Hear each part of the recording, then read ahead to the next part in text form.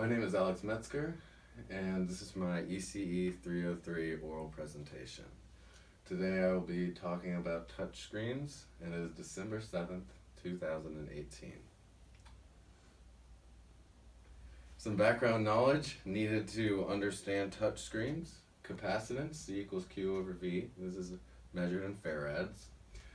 Capacitance gives presence to free charges on the conductor surface in an electric field perpendicular to the conducting surfaces. This is shown in this diagram with two parallel plates and the charges on the surfaces. The next concept you need to talk about is resistance between two conductors. If the dielectric between the conductors has a small conductivity, then current will flow, but will exhibit a resistance. The first of two types of touchscreens is resistive touchscreens. These are used in airplanes, ATMs, and machines that require durability. They can only detect one touch at a time. These screens resist your touch by having an electrical conducting layer and a resistive layer separated until touch, shown in this diagram here. A current that always runs through the layers changes once touched and is detected by the operating system. These are harder to read due to thick layers. The second type of touchscreen is the capacitive touchscreen. This uses an insulator that is coated with a transparent conductor. The finger acts as a conductor when pressed and creates an electrostatic field that is detected. A small amount of charge is held in your finger when completes the circuit and is detected. Software detects location of the voltage drop.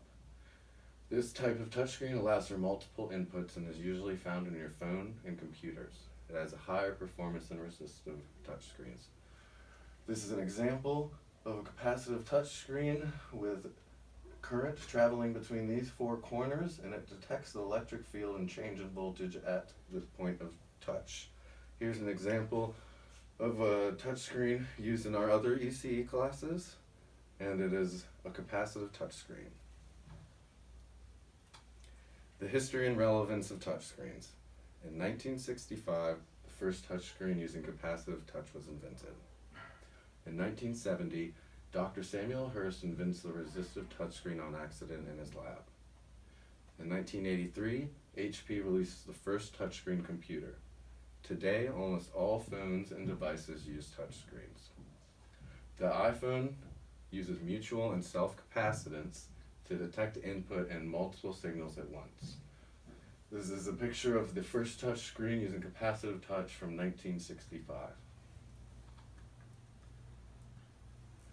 Relating this concept of touchscreens to electromagnetic concepts found in our class, we find these two equations that measure capacitance and resistance.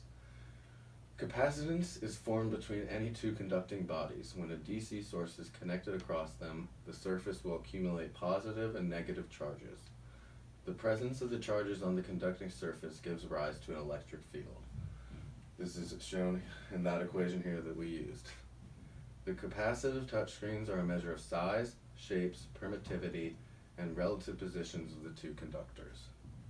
Next, the resistance touchscreens can cause a change in voltage or current that is directly measured through specific points on the screen.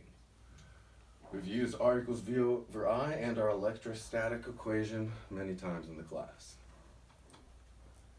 Finally, touchscreens implement resistive and capacitive electromagnetic concepts to input data into devices using just the touch of your finger.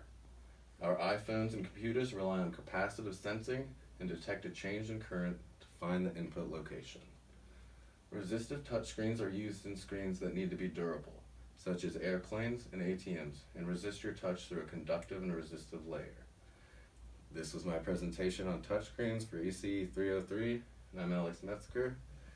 Here are my list of citations for the information and images used. Thank you.